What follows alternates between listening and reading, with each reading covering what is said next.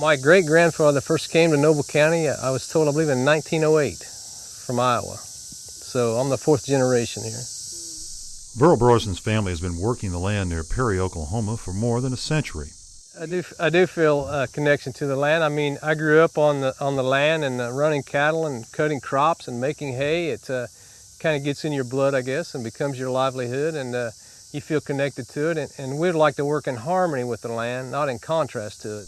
Broyson's forefathers worked against Mother Nature, stripping the prairie grass that held the Oklahoma soil together. Years ago, when the first settlers came here, this land was plowed up.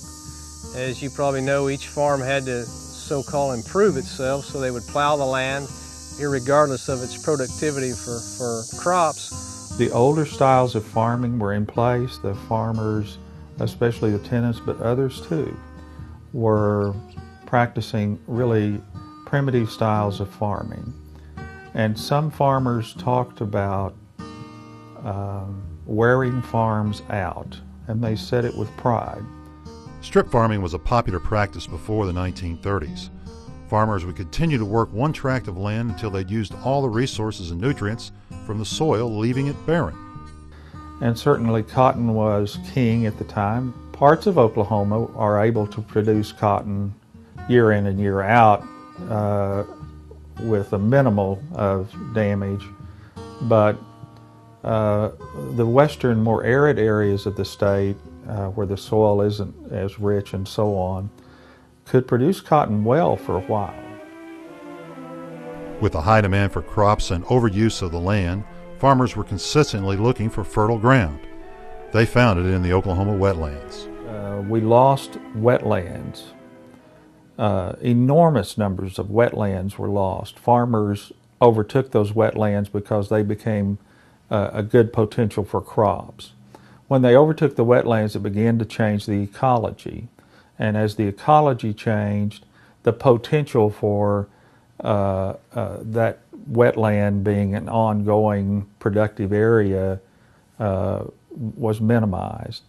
The marshes that once helped control floods and provide nutrient-rich soil were quickly absorbed in the agriculture industry. The repercussions of these practices became clear in the 1930s, when severe drought hit the Midwest and the Dust Bowl began. Dry conditions and fierce winds whipped up the parched soil and scattered it across the plains. Dust shrouded western Oklahoma, Texas, parts of Kansas, Colorado, and New Mexico. Eventually, the black blizzard stretched as far as the East Coast, covering parts of New York City, Boston, and Washington, D.C. As the dust settled over the capital, Congress declared soil erosion a national menace, and the conservation effort was set into motion. There were several programs to employ people. Fortunately, there were some really impressive folks who had the foresight to understand that preserving our soil was very important, and that in fact had led to the disaster called the Dust Bowl, and further aggravating the Great Depression. A group known as the Civilian Conservation Corps was formed, charged with creating and implementing new farming techniques. It was quite common for the CCC boys to be out digging ditches and so on and so forth, as well as planting trees, doing any numbers of things to improve a locality, which would in the long range mean improvement for the local farmer and rancher and a better life, in fact, for those living in communities in the area. The practices set in place by the Civilian Conservation Corps are still used today. That particular is what's called a detention dam or a flood control structure.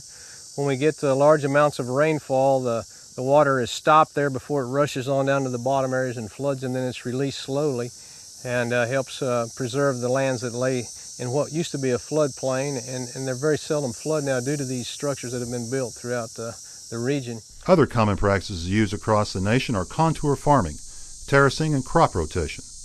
But with the old comes the new. Today, farmers are utilizing other conservation methods. And of course, many people, including ourselves, are employing some minimum or no-till farming where the vegetation is left on top of the ground and the land is not plowed near as often. Of course, when you don't plow the land, you don't expose the soil to the surface as often, so it's less likely to erode from from wind or from rainfall. So it helps filter the soil. Brorson is passionate about keeping his land in their natural state. And this land has since been restored to native grass and is now flourishing. We use it for cattle grazing in the summertime, and in the wintertime we use this particular place for quail and pheasant hunting also. So it's a great exhibition of restoration. They're what God put here to start with, so they must be the right thing. He uses his knowledge of the native prairie grasses to help neighboring families restore their lands as well. In about 2 months, we'll be out harvesting native grass seed like we see here and supplying it to farmers and ranchers who also wish to restore their land to its native state.